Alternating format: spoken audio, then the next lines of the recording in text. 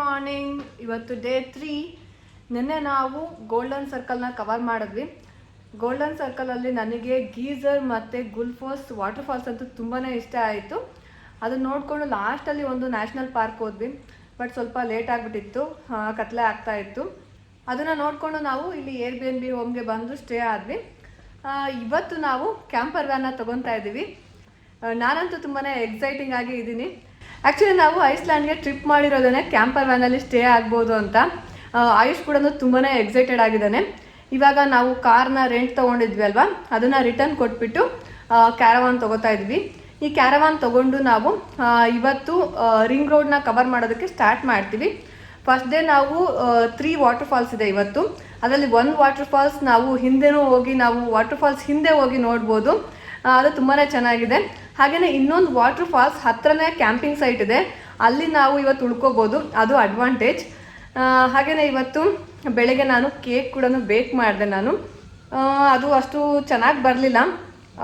ಸ್ವಲ್ಪ ಹಾಲು ಮತ್ತು ಆಯಿಲ್ ಜಾಸ್ತಿ ಆಯಿತು ಅಂತ ಅನಿಸುತ್ತೆ. ಯಾಕಂದರೆ ನನಗೆ ಸರಿಯಾದ ಒಂದು ಮೆಷರ್ಮೆಂಟ್ ಕಪ್ ಇರಲಿಲ್ಲ. ಸ್ವಲ್ಪ ಜಾಸ್ತಿನೇ ಲಿಕ್ವಿಡ್ ಕನ್ಸಿಸ್ಟೆನ್ಸಿ ಜಾಸ್ತಿ ಆಗಿದ್ದಕ್ಕೆ ಬೇಕ್ ಮಾಡೋದು ಅಷ್ಟು ಸರಿಯಾಗಿ ಆಗಲಿಲ್ಲ ಅಂತ ಅನ್ಕೋತೀನಿ. ನಾನೇನೊಂದು ದೊಡ್ಡ ಬಾಕ್ಸಲ್ಲಿ ಮಾಡಿದ್ದೆ, ಅದನ್ನ ಮೇಲೆ ಎಲ್ಲ ಕಟ್ ಮಾಡಿ ಒಳಗಡೆ ಹಾಫ್ ಒಂದು ಸ್ಮಾಲ್ ಕೇಕ್ ಅಷ್ಟೇ ಇಟ್ಕೊಂಡಿದ್ದೀನಿ ಈಗ ಸದ್ಯಕ್ಕೆ. ಅಷ್ಟಾದರೂ ಇರಲಿ, ಪರವಾಗಿಲ್ಲ, ಚೆನ್ನಾಗಿರುತ್ತೆ ಅಂತ. ಗಣೇಶ್ಗೆ ಹೇಳ್ದೇ ಸೀಕ್ರೆಟಾಗಿ ಬರ್ಡೇ ಪ್ಲ್ಯಾನ್ ಮಾಡಿದ್ದೀನಿ. ವಾಟರ್ ಫಾಲ್ಸ್ ಹತ್ರ ಸ್ಟೇ ಆಗ್ತೀವಿ ಅಂತ ಹೇಳಿದೆ ಅಲ್ವಾ, ಅಲ್ಲೇ ನಾನು ಪ್ಲ್ಯಾನ್ ಮಾಡಿದ್ದೀನಿ. ಆ್ಯಕ್ಚುಲಿ ಇವತ್ತು ಸಂಜೆ ಹೋಗಿ ಅಲ್ಲಿ ಸ್ಟೇ ಆಗ್ತೀವಿ. ನೋಡ್ತೀನಿ ಕ್ರೌಡ್ ಹೇಗಿದೆ ಅಂತ. ಅಲ್ಲಿ ಕ್ರೌಡ್ ಪರವಾಗಿಲ್ಲ. ಹಾಗೆಯೇ ಸ್ವಲ್ಪ ಕ್ಲೌಡಿ ವೆದರ್ನೂ ಇದೆ. ಇವಾಗ ಸನ್ನಿ ಇದೆ, ಬಟ್ ಬೆಳಗ್ಗೆಯಿಂದ ಮಳೆ ಬರ್ತಾ ಇತ್ತು. ಇನ್ ಕೇಸ್ ಮಳೆ ಇಲ್ಲ ಅಂದರೆ ಇವತ್ತು ಸಂಜೆನೇ ಪ್ಲ್ಯಾನ್ ಮಾಡ್ತೀನಿ. ಇಲ್ಲ ಅಂದರೆ ಅರ್ಲಿ ಮಾರ್ನಿಂಗ್ ಅಂತ ಅನ್ಕೋತಾ ಇದ್ದೀನಿ. ಯಾಕಂದರೆ ಅಲ್ಲೇ ಸ್ಟೇ ಆಗಿರ್ತೀವಿ. ವಾಟರ್ ಫಾಲ್ಸ್ ವಾಕಬಲ್ ಡಿಸ್ಟೆನ್ಸ್ ಇರುತ್ತೆ, ಒಂದು 5 ಮಿನಿಟ್ಸ್ ವಾಕ್ ಅಷ್ಟೇ. ಸೊ ಅರ್ಲಿ ಮಾರ್ನಿಂಗ್ 7 o'clock ಆದರೆ ಯಾರೂ ಕ್ರೌಡ್ ಕೂಡ ಇರಲ್ಲ, ಡಿಸ್ಟರ್ಬ್ ಆಗೋಲ್ಲ, ಪಬ್ಲಿಕ್ ಕೂಡ ಚೆನ್ನಾಗಿರುತ್ತೆ ಅಂತ ಅಂದ್ಕೊಂಡಿದ್ದೀನಿ. ನೀವೂ ಕೂಡ ಈ ಬರ್ಡೇ ಬ್ಲಾಗ್ನ ಮಿಸ್ ಮಾಡ್ದೇ ವಾಚ್ ಮಾಡಿ. ಗಣೇಶ್ ಇವಾಗ ಲಗೇಜ್ ಎಲ್ಲ ಎತ್ತಿಡ್ತಾ ಇದ್ದಾರೆ. ಇನ್ನೇನು ನಾವು ಕೂಡ ಹೊರಡಬೇಕು ಈಗ. ಸೊ ಈ ಕ್ಯಾಂಪರ್ ವ್ಯಾನ್ ತೊಗೊಂಡ್ಮೇಲೆ complete camper van home tour ಹೇಗಿದೆ ಅದನ್ನು ನಿಮಗೆ ಕೊಡ್ತೀನಿ. ಇವತ್ತು ನಾನು ಹೇಗೆ ರೆಡಿ ಆಗಿದ್ದೀನಿ ಅಂತ ನೋಡ್ಬೋದು. ನಾನು ರೆಡ್ ಕಲರ್ ಡ್ರೆಸ್ನ ವೇರ್ ಮಾಡಿದ್ದೀನಿ. ಹಾಗೆಯೇ ಒಂದು ಬೋ ಕ್ಲಿಪ್ನ ವೇರ್ ಮಾಡಿದ್ದೀನಿ. ಇದು ತುಂಬ ಚೆನ್ನಾಗಿ ಕಾಣಿಸ್ತದೆ ಅಂತ ಅನ್ಕೋತೀನಿ. ಸೊ ನಮ್ಮ ಇವತ್ತಿನ ಜರ್ನಿನ ಸ್ಟಾರ್ಟ್ ಮಾಡೋಣ ಬನ್ನಿ. ಇವಾಗ ನಾವು ಕ್ಯಾರವಾನ್ ತೊಗೊಳೋದಕ್ಕೆ ಬಂದಿದ್ದೀವಿ. ನೀವಿಲ್ಲಿ ನೋಡ್ಬೋದು ಎಷ್ಟು ಕ್ಯಾರವಾನ್ಸ್ ಇದೆ ಅಂತ. ತುಂಬಾ ಬೇರೆ ಬೇರೆ ವೆರೈಟಿನಲ್ಲಿ ಇದೆ. ಅಂದರೆ ಒಂದು 4 ಮೆಂಬರ್ಸ್ ಫ್ಯಾಮಿಲಿಗೆ, ಪೇರೆಂಟ್ಸ್ ವಿತ್ 2 ಕಿಡ್ಸ್, ಹಾಗೆಯೇ ಜಾಸ್ತಿ ಜನ ಇದ್ದವ್ರಿಗೂ ಕೂಡ ದೊಡ್ಡ ಕ್ಯಾಂಪರ್ ವ್ಯಾನ್ಸ್ ಇದೆ. ಇಲ್ಲಿ ನೀವು ನೋಡ್ಬೋದು, ತುಂಬಾ ಚೆನ್ನಾಗಿದೆ ಅಂತ ಅನ್ನಿಸ್ತು. ಇವಾಗ ಕ್ಯಾರವಾನ್ಸ್ ಚಾರ್ಜ್ ಹಾಕಿ ಕ್ಲೀನ್ ಮಾಡಿ ರೆಡಿ ಮಾಡ್ತಾ ಇದ್ದಾರೆ ಇಲ್ಲಿ. ಹಾಗೆಯೇ ಗಣೇಶ್ ಒಳಗಡೆ ಇದ್ದಾರೆ. ಅವ್ರಿಗೆ ಇನ್ಸ್ಟ್ರಕ್ಷನ್ಸ್ ಕೊಡ್ತಾ ಇದ್ದಾರೆ ಇಲ್ಲಿ, ಯಾವ ರೀತಿ ಯೂಸ್ ಮಾಡಬೇಕು, ಹಾಗೆಯೇ ಏನೆಲ್ಲ ಮಾಡಬಾರ್ದು, ಅದ್ರ ಬಗ್ಗೆ ಡೀಟೇಲ್ಸ್ ಎಲ್ಲ ಹೇಳ್ತಾ ಇದ್ದಾರೆ. ಆಯುಷ್ ಇಲ್ಲೇ ಇದ್ದಾನೆ. ಅವನಿಗಂತೂ ಕ್ಯಾಂಪರ್ ವ್ಯಾನ್ಸ್ ತುಂಬಾ ಖುಷಿಯಾಗಿದೆ. ಯಾವ್ದು ತೊಗೊಳ್ಳಿ ಅಂತ ಅವನನ್ನೇ ಸೆಲೆಕ್ಟ್ ಮಾಡ್ಕೋತಾ ಇದ್ದಾನೆ. ಸೊ ನಾವು ಯಾವ್ದು ತೊಗೊಳ್ಳೋಣ ಕ್ಯಾಂಪರ್ ವ್ಯಾನ್? ಅದು ಯಾವುದು ಇದಾ? ಚೆನ್ನಾಗಿದೆಯಾ ನೋಡಿ, ಇದು ಚೆನ್ನಾಗಿದೆ. ದೊಡ್ಡದು ತಗೋ. ಅದು ಜಾಸ್ತಿ ಜನದ್ದಾ? ನಿನಗೆ ಯಾವ್ದು ಇಷ್ಟ ಆಯಿತು? ಅದು ತಗೊಳ್ಳೋಣ, ಹೋಗೋಣ ಕ್ಯಾಂಪರ್ ವ್ಯಾನಲ್ಲಿ. ಆ್ಯಕ್ಚುಲಿ ನಾವು ಬಂದಾಗಿಂದನೂ ಅವ್ನು ಕೇಳ್ತಾನೆ ಇದ್ದಾನೆ ಕ್ಯಾಂಪರ್ ವ್ಯಾನ್ ಯಾವಾಗ ತೊಗೊಳೋದು ಅಂತ. ಫಸ್ಟ್ ನಾವು ಇಲ್ಲಿಗೆ ಬಂದಿದ ತಕ್ಷಣ ಕಾರ್ ರೆಂಟಿಗೆ ತೊಗೊಂಡ್ವಿ ಅಲ್ವಾ, ಕಾರ್ ಯಾಕೆ ತೊಗೋತಾ ಇದ್ದೀವಿ, ಕ್ಯಾಂಪರ್ ವ್ಯಾನ್ ಇಲ್ಲ ಅಂತ ಅಂದ್ಬಿಟ್ಟು ಅವ್ನು ಡೌಟ್ಗಳು ಕೇಳ್ತಾ ಇದ್ದ. ಸೊ ಫೈನಲಿ ಇವತ್ತು ತೊಗೋತಾ ಇದ್ದೀವಿ. ತೊಗೊಂಡಿದ ತಕ್ಷಣ ನಿಮಗೂ ಕೂಡ ಹೇಗಿದೆ ಅಂತ ತೋರಿಸ್ತೀನಿ ಒಳಗಡೆ ಎಲ್ಲ. ಆ ಥರ ತೊಗೊಳ್ಳೋಣ. ಬೇರೆ ನೋಡಿ ಯಾವ್ದು ಚೆನ್ನಾಗಿದೆ.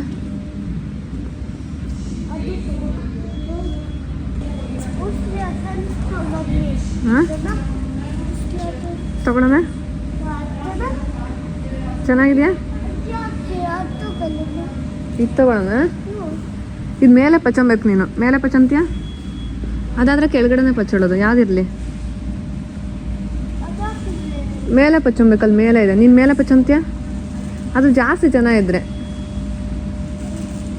ಯಾವುದಿರಲಿ ಹೇಳು.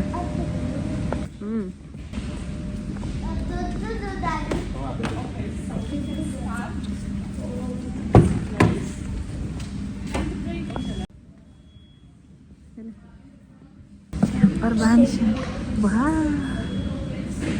ಅದಕ್ಕೆ ಹಾಕೊಂಡಿದ್ಯಾ ಕ್ಯಾಂಪರ್ ವ್ಯಾನ್ ಶರ್ಟ್? ಗೊತ್ತಾಯ್ತಾ ನಮ್ದು ಯಾವುದು ಕ್ಯಾಂಪರ್ ವ್ಯಾನ್ ಅಂತ? ಅದು ಬೇಕಾ? ತಗೋ.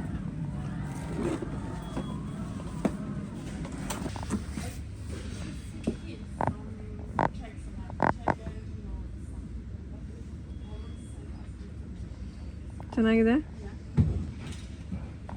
ಚೆನ್ನಾಗಿದೆ Sonamma, ಕೂಚೋ.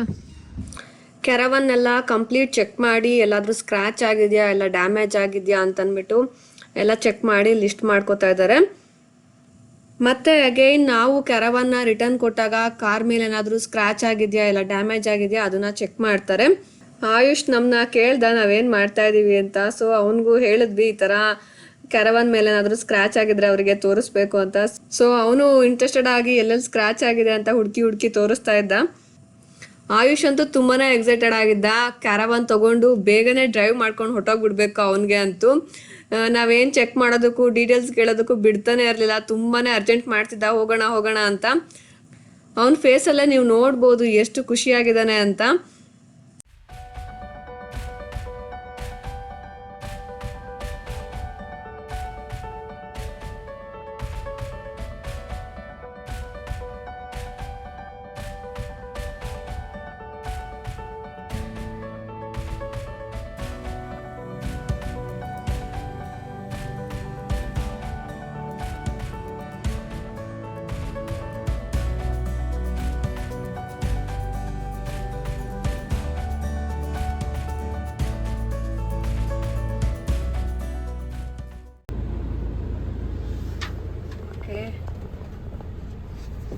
Let's go.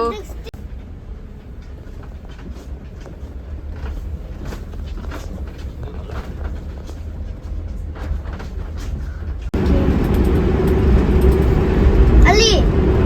Okay. That's my.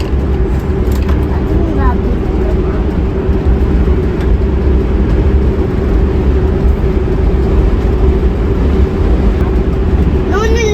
Okay. That's my.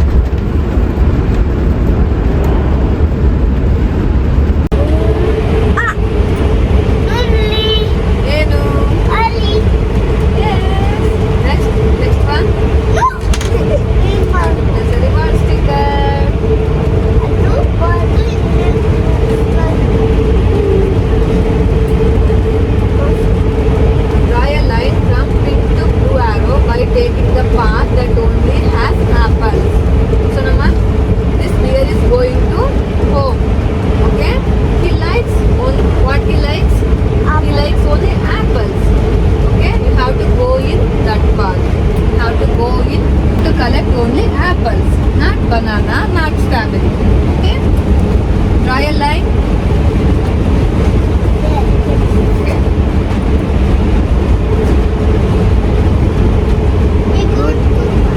Yes. Okay, next page. Place a reward sticker here.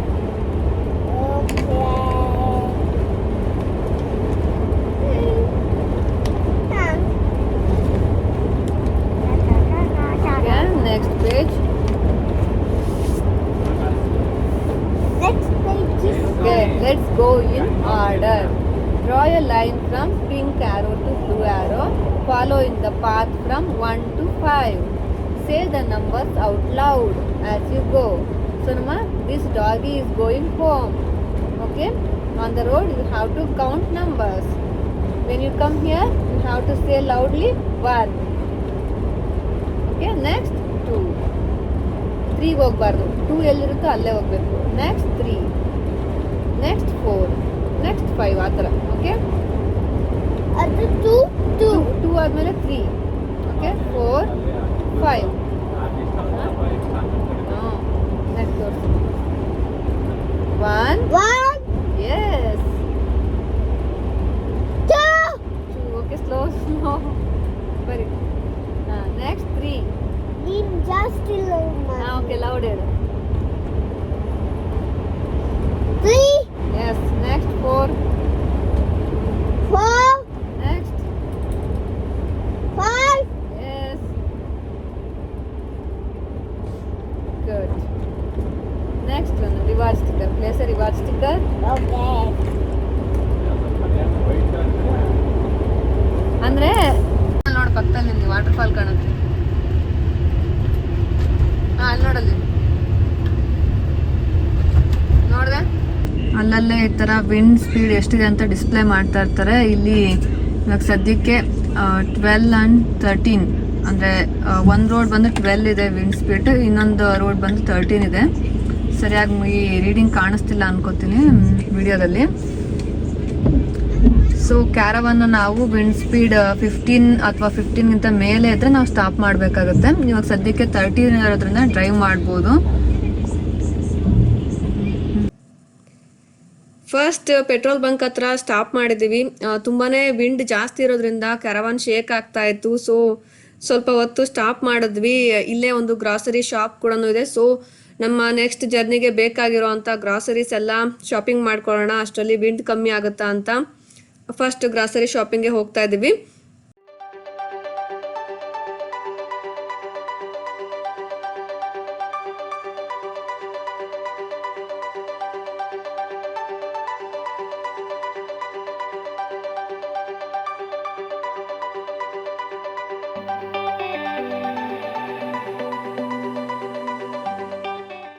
ನಮ್ಮ ಐಸ್ಲ್ಯಾಂಡ್ ವೆಕೇಷನಲ್ಲಿ ನಾವು ಕಂಪ್ಲೀಟ್ ಇಂಡಿಯನ್ ಫುಡ್ನೇ ಕುಕ್ ಮಾಡ್ಕೊಂಡಿದ್ದು.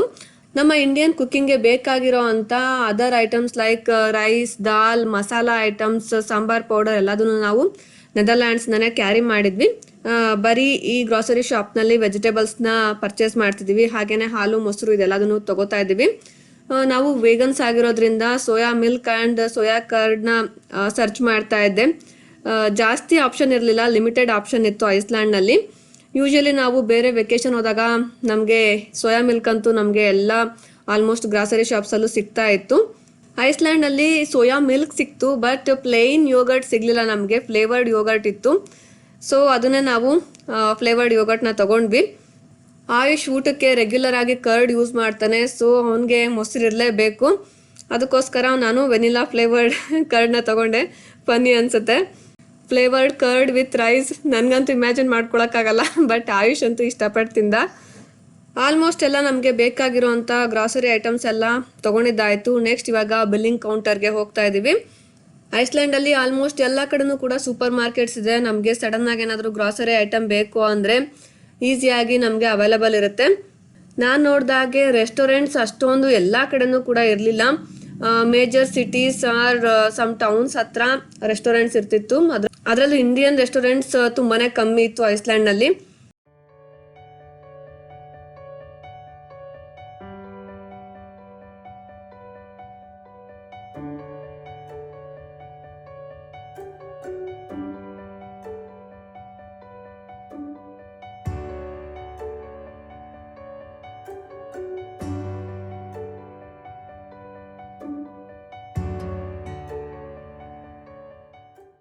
ಫೈನಲಿ ನಾವು ಕ್ಯಾರವನ್ನ ತಗೊಂಡ್ವಿ. ಇವಾಗ ಕ್ಯಾರವ್ಯಾನಲ್ಲಿ ಹೋಗ್ತಾ ಇದ್ದೀವಿ.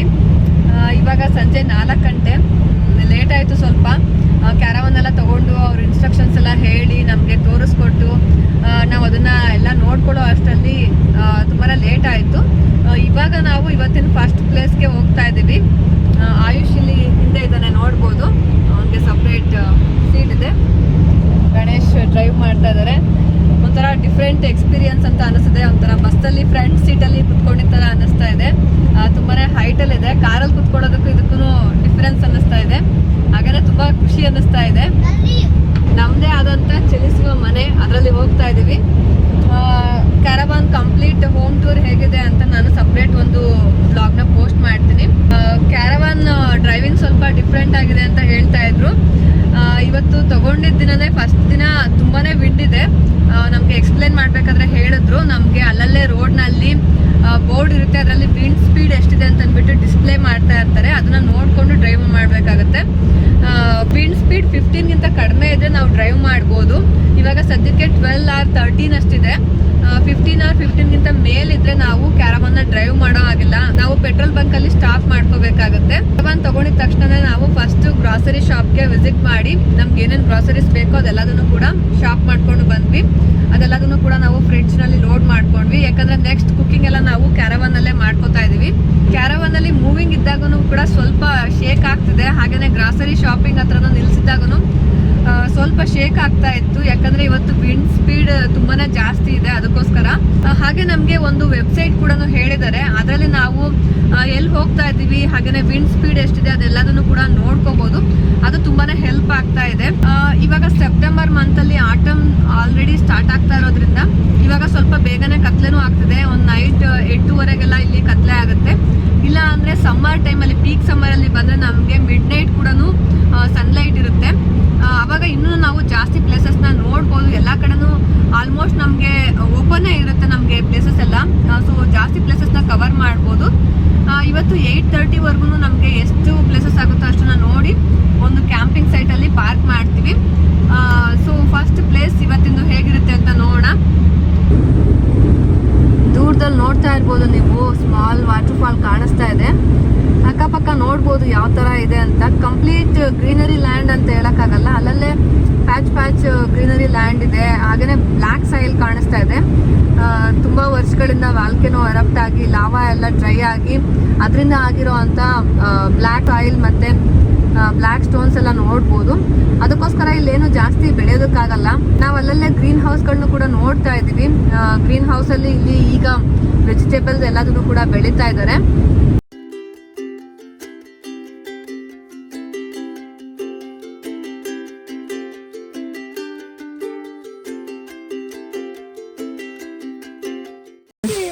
ಮಳೆ ಸರಿ ಗಾಡಿ ಹಾಕೊಳ್ಳುತ್ತೆ, ಕವರ್ ಮಾಡ್ಕೊ, ಎಲ್ಲರೂ ಮಳೆ ಇದೆ, ಜಾಕೆಟ್ ಒದ್ದೆ ಆಗ್ಬಿಡುತ್ತೆ. ಇವಾಗ ವಾಟರ್ ಫಾಲ್ಸ್ ಹತ್ರ ರೀಚ್ ಆಗಿದೀವಿ. ಔಟ್ ಸೈಡ್ ಮಳೆ ಏನಿಲ್ಲ, ಬಟ್ ಆದ್ರೂ ನಾವು ರೈನ್ ಕೋಟ್ ವೇರ್ ಮಾಡ್ತಾ ಇದೀವಿ. ಯಾಕೆ ಅಂದ್ರೆ ವಾಟರ್ ಫಾಲ್ಸ್ ಹತ್ರ ಹೋದಾಗ ಆ ವಾಟರ್ ಫಾಲ್ಸ್ ತಾನೆ ವಾಟರ್ ಎಲ್ಲ ನಮ್ಮ ಮೇಲೆ ಸ್ಪ್ರಿಂಕಲ್ ಆಗ್ತಾ ಇರುತ್ತೆ. ಅದಕ್ಕೋಸ್ಕರನೇ ಈ ತರ ಒಂದು ಪೋಂಚು ಅಂತ ಹೇಳ್ತಾರೆ, ಇದನ್ನ ತಗೊಂಡಿದೀವಿ. ನಾವು 3 ಜನನು ಸೇಮ್ ಯೆಲ್ಲೋ ಕಲರ್ ಅಲ್ಲಿ ತಗೊಂಡಿದೀವಿ. ಇದನ್ನ ವೇರ್ ಮಾಡ್ಕೊಂಡು ಹೋಗ್ತಾ ಇದೀವಿ. ಈವನ್ ನಾವು ಜರ್ಕಿನ್ ವೇರ್ ಮಾಡಿದ್ರು ಇದನ್ನು ಕೂಡ ವೆಟ್ ಆಗುತ್ತೆ. ಅದಕ್ಕೋಸ್ಕರನೇ ಇದ್ರ ಮೇಲೆ ಇನ್ನೊಂದು ಲೇಯರ್ ವೇರ್ ಮಾಡ್ತಾ ಇದೀವಿ. ಈ ವಾಟರ್ ಫಾಲ್ಸ್ ಹತ್ರ ಹಿಂದಿ ಮೂವಿ ದಿಲ್ವಾಲೆ ಅಲ್ಲಿ ಒಂದು ಫೇಮಸ್ ಸಾಂಗ್ ಇದೆ ಅಲ್ವಾ, ಗೇರ್ವಾ. ಶಾರುಖ್ ಖಾನ್ ಅಂಡ್ ಕಾಜಲ್ ಅವರು ಆಕ್ಟ್ ಮಾಡಿರೋ ಅಂತ ಈ ಗೇರ್ವಾ ಸಾಂಗ್ ನ ಇಲ್ಲಿ ಶೂಟ್ ಮಾಡಿದ್ದಾರೆ. ಈ ಸಾಂಗ್ ನ ಕಂಪ್ಲೀಟ್ ಐಸ್ಲ್ಯಾಂಡ್ ನಲ್ಲಿ ಶೂಟಿಂಗ್ ಮಾಡಿದ್ದಾರೆ. ನನ್ಗೆ ಈ ಸಾಂಗ್ ನೋಡ್ದಾಗಿಂದನೂ ಕೂಡ ಐಸ್ಲ್ಯಾಂಡ್ ನಲ್ಲಿ ಈ ಎಲ್ಲಾ ಪ್ಲೇಸ್ ನೋಡ್ಬೇಕು ಅಂತ ನನ್ಗೆ ತುಂಬಾನೇ ಇಷ್ಟ ಆಯ್ತು. ಸೊ ಅದರಲ್ಲಿ ನಾವು ಫಸ್ಟ್ ಪ್ಲೇಸ್ ನ ನೋಡ್ತಾ ಇದೀವಿ. ಗೇರುವಾ ಸಾಂಗ್ ಅಲ್ಲಿ ಈ ವಾಟರ್ ಫಾಲ್ ಹಿಂದ್ಗಡೆನೆ ಒಂದು ವಿಡಿಯೋ ಶಾಟ್ ನ ತಗೊಂಡಿರೋದು. ನಾವು ಕೂಡ ಸೇಮ್ ಲೊಕೇಶನ್ ಅಲ್ಲಿ ಒಂದು ರೀಲ್ ಕೂಡ ಶೂಟ್ ಮಾಡ್ತಾ ಇದೀವಿ. ಈ ರೀಲ್ ಹೇಗಿದೆ ಅಂತ ನೀವು ನನ್ನ ಇನ್ಸ್ಟಾಗ್ರಾಮ್ ಅಕೌಂಟ್ ನಲ್ಲಿ ಚೆಕ್ ಮಾಡ್ಬೋದು.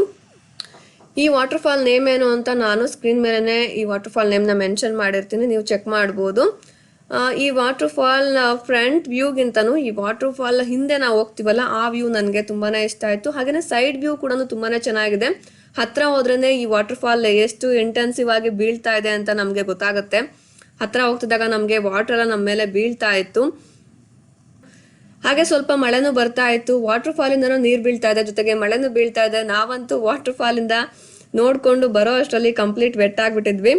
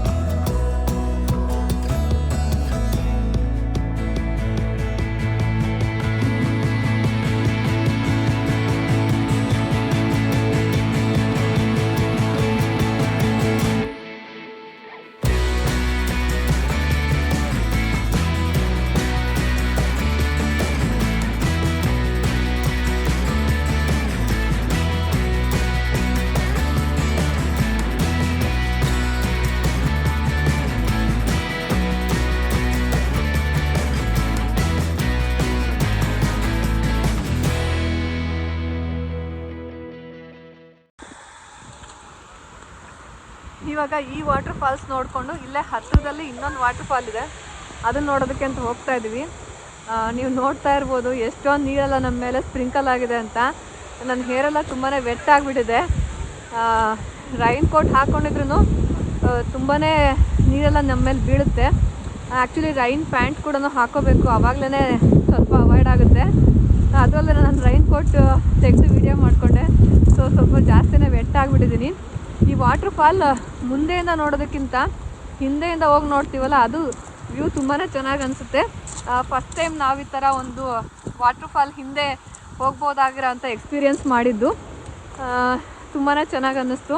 ಬನ್ನಿ ನೆಕ್ಸ್ಟ್ ವಾಟರ್ ಫಾಲ್ ಹೇಗಿದೆ ಅಂತ ನೋಡೋಣ. ಇಲ್ಲಿಂದ ಒಂದು 500 ಮೀಟರ್ಸ್ ಡಿಸ್ಟೆನ್ಸ್ ಅಷ್ಟೇ, ಇಲ್ಲೇ ಹತ್ರನೇ ಇದೆ.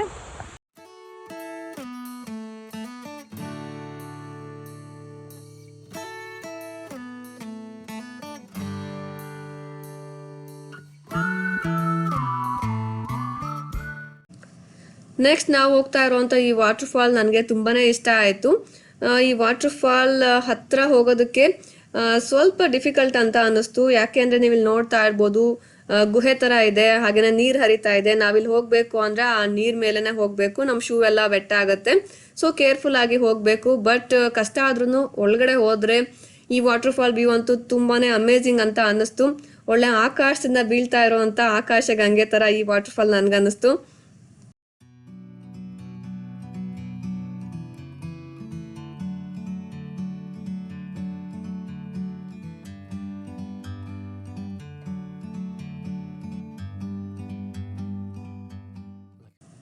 ಇವತ್ತು ಜಾಸ್ತಿ ಪ್ಲೇಸಸ್ ನೋಡೋದಕ್ಕಾಗಲಿಲ್ಲ. ನಾವು ಕ್ಯಾರವಾನ್ ತಗೊಂಡು ಗ್ರಾಸರಿ ಶಾಪಿಂಗ್ ಮಾಡೋ ಅಷ್ಟರಲ್ಲೇ ತುಂಬ ಲೇಟ್ ಆಗಿತ್ತು. ಇವತ್ತು ನಾವು ಒಂದೇ ಪ್ಲೇಸ್ ನೋಡಿದ್ದು, ಆ ಒಂದೇ ಪ್ಲೇಸ್ ಹತ್ರನೇ 2 ವಾಟರ್ ಫಾಲ್ಸ್ ಇತ್ತು. ಅದನ್ನು ಕೂಡ ಆಲ್ಮೋಸ್ಟ್ ಈವ್ನಿಂಗ್ ಆಗಿತ್ತು. ಫುಲ್ ಬ್ರೈಟ್ ಸನ್ನಿ ವೆದರಲ್ಲಿ ನಾವು ನೋಡೋದಕ್ಕಾಗಲಿಲ್ಲ. ನಮಗೆ ಸನ್ನಿ ವೆದರ್ ಇತ್ತು ಅಂದರೆ ಈವನ್ ರೈನ್ಬೋ ಕೂಡ ಕಾಣಿಸುತ್ತೆ. ಈ 2 ವಾಟರ್ ಫಾಲ್ನ ನೋಡಿಕೊಂಡು ನೆಕ್ಸ್ಟ್ ಇನ್ನೊಂದು ವಾಟರ್ ಫಾಲ್ ಹತ್ರನೇ ನಾವು ಕ್ಯಾಂಪ್ ಮಾಡಿದ್ದೀವಿ. ಈ ವಾಟರ್ ಫಾಲ್ ಹೇಗಿದೆ ಅಂತ ನಾನು ನೆಕ್ಸ್ಟ್ ವ್ಲಾಗ್ನಲ್ಲಿ ನಾನು ನಿಮಗೆ ತೋರಿಸ್ತೀನಿ. ಸೊ ಕ್ಯಾರವಾನಲ್ಲಿ ಫಸ್ಟ್ ಡೇ ಜರ್ನಿ ಹೇಗಿತ್ತು ಅಂತ ನಾನು ನಿಮಗೆ ತೋರಿಸಿದ್ದೀನಿ.